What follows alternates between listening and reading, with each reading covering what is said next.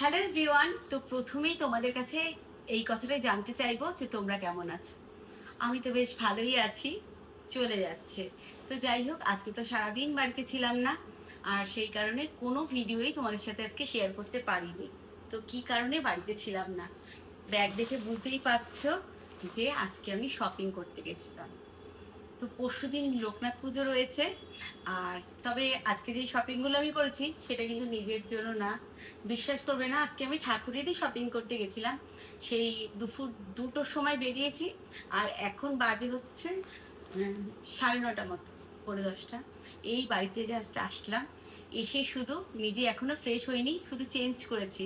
Change করে আমার খালি মনে হচ্ছে তোমাদেরকে কখন এই জিনিসগুলো দেখাবো।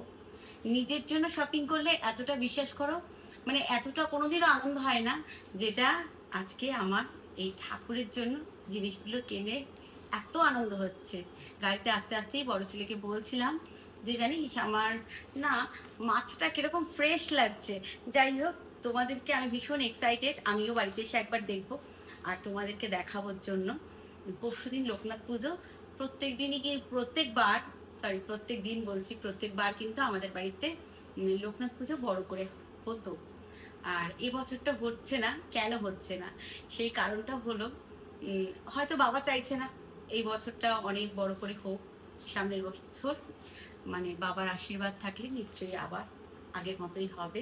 যাই হোক, বাবাকে প্রত্যেক বছর আমি বাবার জিনিসটা দিয়ে আগে শুরু করব। বাবাকে প্রত্যেক বছর পুজোতে না একটা কিছু দিতাম।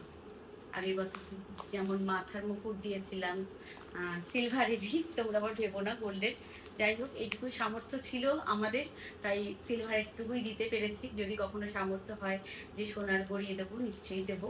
আর এবছর তাই বাবার জন্য এনেছি হচ্ছে একটা সিলভারের থালা। আর আমার ইচ্ছে আছে এই থালাটাতে বাল্যভোগটা বাবাকে দেবার। যাই হোক, এই যে এই থালাটা এনেছি বাবার জন্য। খুব ডিজাইন করা আনিনি, তাহলে না পরিষ্কার করতে সমস্যা হবে।